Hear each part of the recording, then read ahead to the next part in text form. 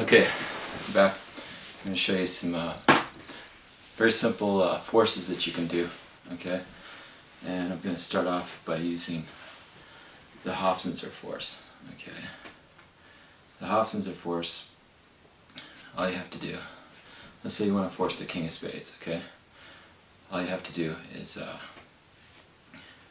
you can have it on the bottom. You can have it anywhere in the deck you want.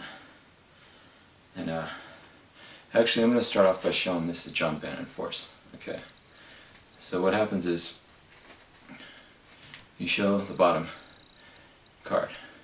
As you come back, the fingers push this here. Okay, you've got the side of the deck beveled. So we'll do that again. You bevel the deck. You show the bottom card. As you come back, your fingers hofzinser underneath. Now you riffle the pack like this. You're gonna riffle kind of slowly. You want them to stop wherever they want. It's completely fair. And right at that point where they stop, you break the deck. And when you break the deck apart, fingers of the left hand just push this till your right fingers can grab here at the ends. It's just a really simple, it's a really good force. It's John Bannon. And now we're going to go into hofzinser force, which is basically just you're having the card hofzinser underneath the spread, okay, with your fingers like so. Okay, no matter where they touch. And Jimmy Grippo used to do this, and this was taught to me by Allan Ackerman, but it's really old, but it's really effective because it's really fair. Once they touch, okay, you have the card right above, so let's say the 8 of clubs. Okay, as you tap the side here, what you're going to do is make a quick switch, and this is a switch. It's from here to here, okay? And all you've done is, I'll do the switch again. You've got it hofzinser, okay? Have them touch a card. They're not picking a card, they're just touching one. So when they touch one, it's right underneath there, okay? And then there's the switch from underneath. Okay? Set it down. Now, we're going to show you a simple crisscross force. This is for beginners, so we're going to show you a lot of different forces. So you're going to force the 8 of clubs. Have them cut the deck. They cut the deck. You're going to mark the cut like this. Now you need a little bit of time misdirection because you want to bring their attention away before you come back. Like you can say, you shuffle the deck, blah blah blah, and you come back, and then you take it out like that. Okay?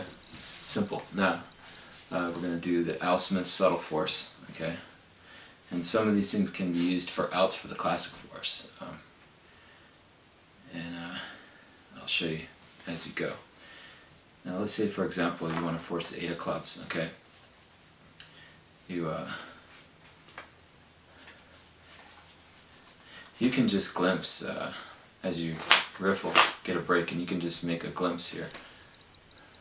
See, for example, you just dig your pinky somewhere in the deck, and then as you're brushing the table or rolling up your sleeves because you're going to turn, you can do this step glimpse here, right?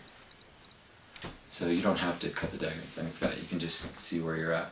And now what you do is you move it so that it's under your pinky break. Okay? And when you have a pinky break, here's the subtlety of Allan Ackerman. You want to close the gap. So move these fingers from a mechanic's grip to the side and bring these fingers together. Make sure the deck is held fairly tight with your thumb, not overly tensing, but see how normally there will be a crack here. So you want to close the gap. Okay, you have them touch a card and you go for your classic force. If you miss, it doesn't matter, because see what you're going to do is, let's say that they touch right here, okay? And that's a few cards before your break on your 8 of clubs. So what happened was you went to do the classic force and they took a card a little too early. They're not taking a card, they're just pointing to one. So when they point to one, let's say it's here. You're maintaining your pinky break, okay? You're going to turn these face up like this. And then what you're going to do is you're going to steal these off like that and say, okay, now what you've done, so you've stolen those few cards, and then you just put them on top put back the deck so it coalesces. So that's the subtle force. Okay. Now we're going to show you Allan Ackerman's let cards fall force. Okay, and the way that works is you have a pinky break. Okay, you close the gap on it so that you're hiding it. You don't want this big gap here. Okay, this is to cover your so your angles are good. You could also use a Altman trap.